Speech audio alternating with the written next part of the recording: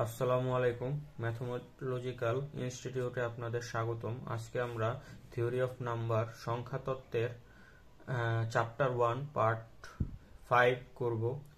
এর আগের ভিডিওগুলো আপনারা দেখে নেবেন, সেগুলোতে পার্ট 1, 2, 3, 4 পর্যন্ত করানো আছে এবং গুরুত্বপূর্ণ ম্যাথগুলো করা আছে।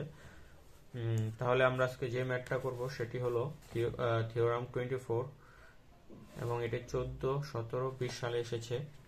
তাহলে ম্যাথটার কোশ্চেনটা কি, n 2 থেকে বড় পূর্ণ সংখ্যার জন্য ফাই অফ n যুগ্ম সংখ্যা, এটা আমাদের প্রুফ করতে হবে। তাই n যে কোনো পূর্ণ সংখ্যা, আর এই ম্যাথটা প্রুফ করার জন্য আমাদের আগে জানতে হবে কি ফাই অফ n কি। যুগ্ম সংখ্যাও জানতে হতে পারে, যদি কেউ না জানে আমি বলে দিই, যুগ্ম সংখ্যা মানে জোড় সংখ্যা, যুগ্ম সংখ্যা মানে জোড় সংখ্যা, আর কিছু নয়। এখন ফাই অফ nটা কি, ফাই অফ nটাকে আমরা একটু জেনে আসি। ফাই অফ nটাকে বলা হয় অয়েলার ফাংশন। কি Euler function, phi of n এটাকে কি বলা হয়, অয়েলার ফাংশন বলা হয়। তাহলে অয়েলার ফাংশনটা কি, ফাই অফ nটা হলো এমন একটি ফাংশন যেখানে কি n এর থেকে ছোট বা সমান বা n এর সহমূলিকের এমন সকল সংখ্যার সেট এর কার্ডিনালিটি কি, আমরা যারা ডিসক্রিট ম্যাথমেটিক্স আমাদের ভিডিওগুলো দেখেছেন তারা জানেন কার্ডিনালিটি মানে কি, যে সেটটাতে তার মধ্যে কয়টা সংখ্যা আছে। তাহলে আমি একটা উদাহরণ দিই, তাহলে আপনারা ভালো মতো বুঝতে পারবেন। n হতে হবে কি, n ধরলাম 4, ওকে। 4 এর সমান বা ছোট সংখ্যা কি কি, 4, 3, 2, 1। এখন এগুলার কি বের করতে হবে, সহমৌলিক কিনা জানতে হবে। আর সহমৌলিক কিনা জানতে হলে আমাদের কি করতে হয়, এদের গসাগু নির্ণয় করতে হয়। 4 এবং 4 এর গসাগু 4, 4 এবং 3 এর গসাগু 1, 4 এবং 2 এর গসাগু 2, 4 এবং 1 এর গসাগু কি 1। তাহলে সহমৌলিক কোনটা, এইটা। তাহলে ফাই অফ 4 কি হবে 2, যে দুইটা সংখ্যা সহমৌলিক আছে তাদের গণনা। ওকে, আশা করি বুঝতে পারছি আমরা। এখন চলেন ম্যাথটা আবার শুরু করি। তো তাহলে কোশ্চেনটা আরেকবার পড়ি। n হলো 2 থেকে বড় পূর্ণ সংখ্যার জন্য ফাই অফ n যা কি দিবে, জোড় সংখ্যা দিবে। ওকে, তাই কি প্রমাণ, মনে করি n 2 থেকে বড়, এটা তো দেওয়াই আছে, যে কোনো স্বাভাবিক সংখ্যা। আমাদের তো পূর্ণ সংখ্যা নিয়ে কাজ, আমরা এখানে দশমিক সংখ্যা নিয়ে কাজ করতে পারবো না, তাই স্বাভাবিক সংখ্যাটা উল্লেখ করে দিলাম। এবং ইহার মৌলিক উৎপাদকে বিশ্লেষণ আকার, এবং আমরা জানি যে কোনো একটা সংখ্যাকে মৌলিক উৎপাদক বিষয় আমরা এর আগেও ম্যাথগুলো করছি, পি দ্বারা প্রকাশ করছিলাম। তাহলে n এর মৌলিক উৎপাদক কি, p1, p2, pk। এখন আপনারা বলতে পারেন আমরা ঠিক আছে p1, p2, pk তো করছি, এই আলফা 1, আলফা 2, আলফা কেটা কি। ওকে, তাহলে চলেন আমরা আলফা 1, আলফা কেটাকে জেনে আসি। n 2 থেকে বড় হতে হবে, ধরে নিলাম আমরা 60 হলো কি n। এখন এটার মৌলিক উৎপাদকের বিশ্লেষণ কি, 2 into 2 into 3 into 5। আমরা এর আগেও একটা থিওরাম পড়ছিলাম যে কোন একটা সংখ্যাকে মৌলিক উৎপাদকে একভাবেই বিশ্লেষণ করা যায়। ওকে, একটু প্রসেস করেন জিনিসটা। এখন এটাকে আমরা কিভাবে লিখতে পারি, 2 to the power 2, দুইটা আছে যেহেতু, 3 to the power 1, 5 to the power 1। এখন আমরা মৌলিক উৎপাদকের মধ্যে একই রকম সংখ্যা একাধিকবার পেতে পারি, এজন্য এগুলোকে পাওয়ার আকারে লেখা যায়। তাহলে সেই এখন 2টা হবে p1, 3টা হবে p2, 5টা হবে কি p3, এবং পাওয়ার গুলোকে আলফা 1, আলফা 2 দ্বারা প্রকাশ করা হয়েছে। আশা করি বুঝতে পারছেন।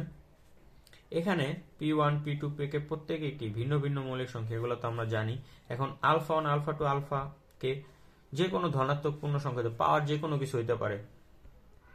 পাওয়ার আমাদের 5টা 2 একসাথে হইতে পারে, 5টা 3 একসাথে, তাহলে পাওয়ার ভ্যারি করবে। তো পাওয়ার গুলা ধনাত্মক পূর্ণ সংখ্যা হবে এটাই। তাহলে ফাই অফ n কি হবে, ফাই অফ n হবে এই মৌলিক উৎপাদক গুলারও ফাই, তাহলে সেটাই লিখছি ফাই অফ n, n এর জায়গায় জাস্ট মানটা বসাই দিছি। ওকে, এখন এখান থেকে এই যে এই ফর্মুলাটা আপনাদের মুখস্থ রাখতে হবে, যে ফাই অফ কোন মৌলিক সংখ্যার যদি দেওয়া থাকে তাহলে সেটাকে কিভাবে লেখা যাবে, p1 alpha 1 1 minus 1 by p1। এটা ফর্মুলা, এটা কোনো বুঝার কিছু না। এটা থিওরাম 2 into 2 তে ছিল, যেটা আমরা করি নাই কারণ ওটা আমাদের এবার ইম্পর্টেন্ট না তত, তাই আমরা এটা করি নাই। তো যেটা ইম্পর্টেন্ট সেটাই আমরা করব, কারণ সব ম্যাথ করলে আপনারাও শেষ করতে পারবেন না, কারণ বইয়ে অনেক ম্যাথ দেওয়া আছে যেগুলো করলে যেগুলো ইম্পর্টেন্ট না শুধু শুধু করতে পারবেন, কিন্তু ওগুলো কোনো কাজে আসবে না, তো ওগুলো আমরা করব না। জাস্ট মনে রাখবেন এটা কোত্থেকে আসছে, থিওরাম। আপনারা চাইলে কি দেখে নিতে পারেন যে থিওরাম 22 এর মধ্যে কি আছে, এটা এখান থেকে আসছে। সূত্রটা কি? সূত্রটা হলো এখানে যেটা থাকবে সেটা রাখবেন, তার সাথে কি 1 মাইনাস 1 কে P1 দ্বারা ভাগ করব, প্রত্যেকটার ক্ষেত্রে সেম একটা ফর্মুলা। তারপরে এখানে আমরা কি করছি, এগুলো প্রত্যেকটা কমন নিয়ে নিছি, একসাথে করে নিয়ে আসছি। P1 আলফা 1 কমন নিছি, P আলফা 2 কমন নিলে কি হয়, এগুলো একসাথে হয়ে যায়, একসাথে করছি। তারপরে এই দেখেন এই P1টাকে আমরা বাইরে নিয়ে আসবো, তাহলে P1টাকে কিভাবে বাইরে নিয়ে আসা যায়, আমরা এখান থেকে কি কমন নিতে পারি, এখান থেকে কমন নিতে পারি P1 কমন নিতে পারি নাকি, আমরা এখান থেকে কি কমন নিতে পারি, দেখেন এখানে P1 কমন নেব না, এখানে এই জিনিসটা আমরা গুণ করে দেবো। এই পাশে তো জায়গা নাই, আমি এই পাশে লিখে দিই নাকি, তাহলে আপনারা একটু বোঝার ট্রাই করবেন। এই পাশে আমি কি গুণ করব, 1 বাই P1, P1 যদি গুণ করব এভাবে কি প্রত্যেকটার মধ্যে কি 1 বাই P2, P2 এভাবে কি ডট ডট ডট দিয়ে কি 1 বাই P কে গুণ করব, বুঝতে পারছেন? এখানে দেখেন আমি যদি 1 বাই P1 P গুণ করে দিই তাহলে কি উভয় পাশে গুণ হবে, এই যে এইখানে সরি এখানে উভয় পাশে গুণ হবে, তাই না? তাহলে আমরা যদি উভয় পাশে গুণ করে দিই তাহলে কাটাকাটি যে কি থাকবে, শুধু P1 মাইনাস 1 থাকবে। ওকে, P1 মাইনাস 1 থাকবে। আশা করি আমরা বুঝতে পারছি এই জিনিসটা। তো P1 minus 1, P2 minus 1, Pk minus 1 এটা থাকবে। এখন পরের লাইনে কি, এগুলাকে কিভাবে লেখা যায়, এই যে P1 এর মানে কি, এর নিচে একটা 1 আছে, 1 আমরা জানি কি পাওয়ার যদি ভাগ আকারে থাকে উপরে চলে যায় মাইনাস হয়ে যায়, এগুলো তো আর বোঝানোর কিছু না, এগুলো ছোট ক্লাসের পড়া, তাই এই জন্য এটা করছি। এটা এখন এখানে আসতে পারেন যে এই চিহ্নটা আবার কি, এই চিহ্নটা আবার কি, আমরা সবাই জানি আমরা সামেশন করেছি। সামেশন কোনটা, এই যে সামেশনের চিহ্ন কোনটা, সামেশনের চিহ্ন হলো এই যে এটা আমরা করেছি না। এটা মানে কি, এটার মানে হলো যদি সামেশন অফ xi হয় এর মানে কি x1 plus x2 plus x3 dot dot dot dot চলতে থাকবে। আর এটা হলো মাল্টিপ্লিকেশনের চিহ্ন, এটা কি মাল্টিপ্লিকেশনের চিহ্ন, তাহলে মাল্টিপ্লিকেশন অফ xi মানে কি x1 x2 x3 জাস্ট গুণ করে দিতে হয়, এটাই যোগ এটাই গুণ, এই আর কিছু না। আপনারা এটা দেখে ঘাবড়িয়ে যাবেন না যে নতুন কি চলে আসছে। আর আশা করি আমরা যেহেতু অনার্স লেভেল প্রায় শেষ, আশা করি এটা জানেন অনেকেই, যারা না জানেন তাদের জন্য আমি বলে দিলাম। তাহলে এখানে দেখেন P1 minus 1, P1 minus 1, P2 minus 1 এগুলো সব কি অবস্থা আছে, গুণ অবস্থা আছে। তাহলে আমরা এখানে P1 এর জায়গায় লিখতে পারি Pi, আর প্রত্যেকটার থেকে তো 1ই মাইনাস যেতেছে, তাহলে আমরা গুণ আকারে এটা সামেশন আকারে মানে এটা মাল্টিপ্লিকেশন আকারে লিখতে পারি, যেখানে কি এগুলো তো জানেনি আপনারা। তা এটাও সেম, এখানে গুণ আকারে লেখা আছে, তাহলে এটাও আমরা গুণ আকারে লিখতে পারি।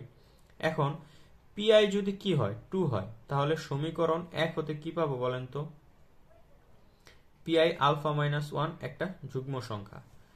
এখন এটা কিভাবে আমরা বলতেছি Pi আলফা I মাইনাস 1 হবে যুগ্ম সংখ্যা, এটা একটু আমরা দেখি তাহলে আমরা বুঝতে পারবো। দাঁড়ান আমি দেখাচ্ছি আপনাদের, আপনারা একটু ভেবে দেখেন। আমি যদি এখানে কি বসাই দিই, Pi এর জায়গায় 2 বসাই দিই এবং এখানে যে কোনো ধরনের মান বসাই দিই, আপনি ওর থেকে 1 বিয়োগ করলে কি পেয়ে যাবেন, এই যুগ্ম সংখ্যা পেয়ে যাবেন। এখন আবার Pi থেকে যদি 2 আকারের মৌলিক সংখ্যা হলে, Pi যদি 2 এর থেকে বড় এমন মৌলিক সংখ্যা হয়, তাহলে Pi থেকে 1 বিয়োগ করলে কি পাবো, যুগ্ম সংখ্যা পাবো। কেন এটা, তাহলে তো phi of n যুগ্ম সংখ্যা। এখন কিভাবে এটা আমরা জানলাম যে Pi মাইনাস 1 করলে যুগ্ম সংখ্যা পাবো, কারণ দেখেন 2 ব্যতীত এটা আসলে কি 2 হলে কিন্তু হবে না, 2 থেকে যদি Pi 2 হয় আপনি 1 বিয়োগ করলে 1 পাবেন, সেটা কিন্তু কি নয়, যুগ্ম সংখ্যা মানে জোড় সংখ্যা নয়।